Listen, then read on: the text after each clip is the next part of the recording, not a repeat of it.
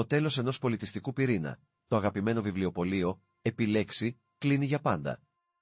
Αν αισθάνεσαι ότι η καρδιά σου σφίγγεται με το άκουσμα πως το αγαπημένο σου βιβλιοπωλείο, το επιλέξει, της Οδού Ακαδημίας, κλείνει οριστικά, μην ανησυχείς, γιατί αυτή η ιστορική στάση στον πολιτισμό μας αφήνει πίσω της μια ξέχαστη κληρονομιά.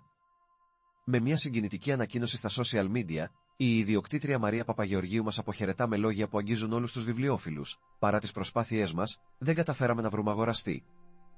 Οι ιδιοκτήτες του ακινήτου απαιτούν υπερδιπλάσιο ενίκιο, ένα τείχος που δυσκολευόμαστε να ξεπεράσουμε. Όμως, το επιλέξει θα συνεχίσει να ζει για 2 ακόμα μήνες, προσφέροντας τα βιβλία του σε απίστευτα χαμηλές τιμές, καλώντας όλους τους φίλους του να αποχαιρετήσουν έναν χώρο που άφησε το δικό του σημάδι στην καρδιά της Αθήνας. Οι αναμνήσεις από αυτό το ιδιαίτερο βιβλιοπωλείο δεν περιορίζονται μόνο στα ράφια και τις βιτρίνες.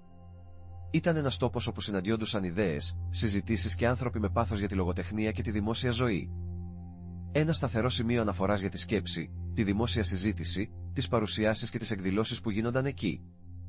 Σε μια εποχή που τα μικρά ανεξάρτητα βιβλιοπωλεία αντιμετωπίζουν δυσκολίες, από τα αυξανόμενα ενίκια, τα μεγάλα πολυκαταστήματα, μέχρι την άνθηση των ηλεκτρονικών βιβλίων και της διαδικτυακής αγοράς, το επιλέξει κατάφερε να αντέξει για 12 υπέροχα χρόνια.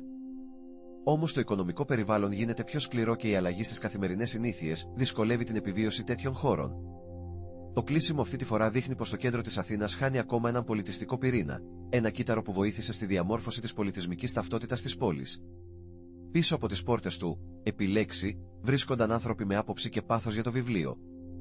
Η Μαρία ήταν πάντα εκεί, φροντίζοντας κάθε επιλογή και κάθε παρουσίαση, δημιουργώντας έναν χώρο που δεν ήταν απλώς ένα σημείο πώλησης αλλά ένας ζωντανός οργανισμός, μια κοινότητα.